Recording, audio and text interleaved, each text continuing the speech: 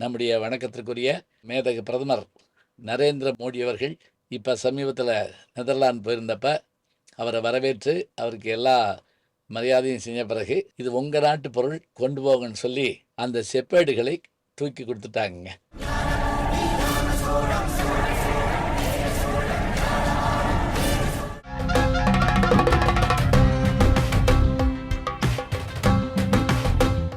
வணக்கம்.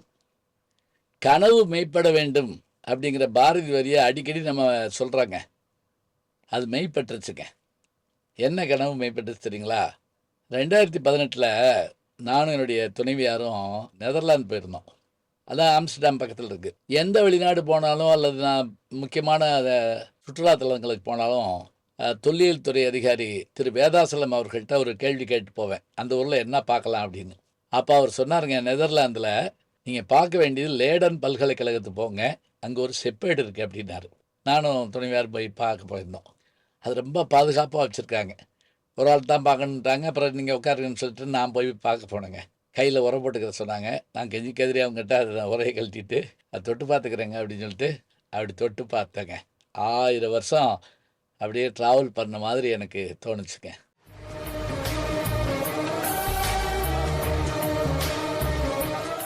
இருபத்தோரு பெரிய தகடுகள் இவ்வளோ நீளம் இருக்குதுங்க.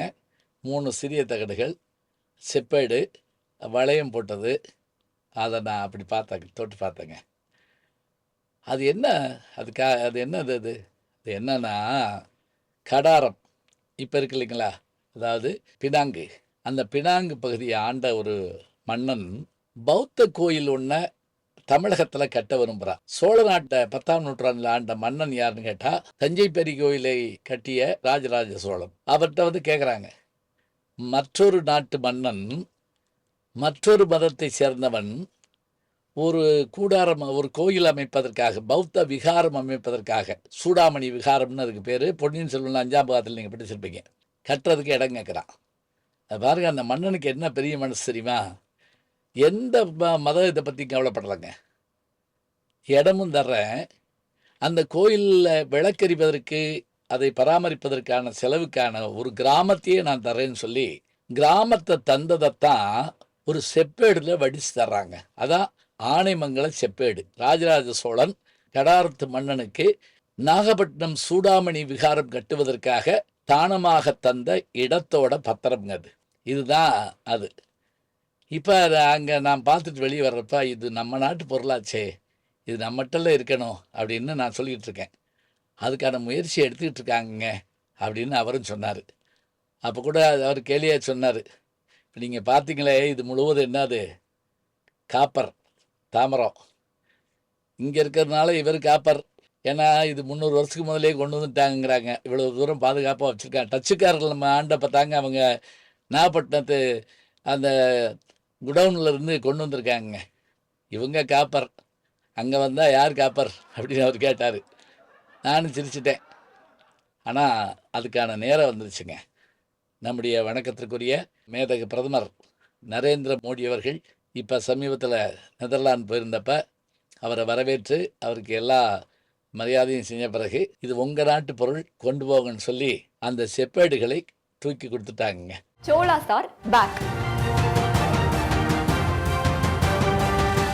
நான் போய் நெதர்லாந்தில் பார்த்துட்டு வந்தேன்னு சொன்ன விஷயத்த நீ நம்ம ஊர்லேயே நாம் பார்க்க போகிறோம். 1000 ஆண்டுகளுக்கு முன்பாக சோழ மன்னன் தானமாக தந்த ஒரு பொருள். இன்றைக்கு அந்த புத்த விகாரம் இருக்கா இல்லையா நமக்கு தெரியாதுங்க. ஆனால் புத்த விகாரம் இருந்த இடம் இருக்குது.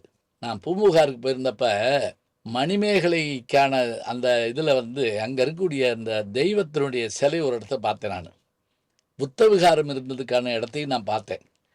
அதுபோல் செப்பேடுகள் திரும்ப வந்துருச்சுன்னு சொல்லி ஒரு செய்தியை பார்த்தேன். நான் பலர், நூற்றுக்கணக்கான பேர் எனக்கு வாட்ஸ்அப்பில், ஐயா நீங்கள் சொன்னது பழிச்சிருச்சுன்னு சொல்லி என்னுடைய சந்தோஷத்தை பகிர்ந்துக்கிட்டாங்க.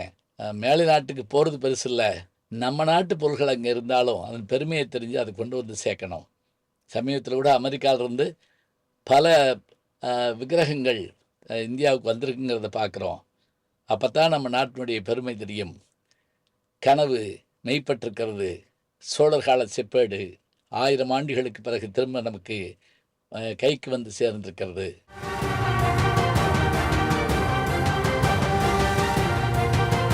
ஸ்ரீரங்கத்திலே இருந்த அந்த எம்பெருமான் திருமாலுடைய திருமேனி டெல்லி சுல்தானால் கொண்டு போகப்பட்டு மீண்டும் வந்து சேர்ந்ததோ அதுபோல இந்த செப்பேடுகளும் திரும்ப வந்து சேர்ந்திருக்கின்றன.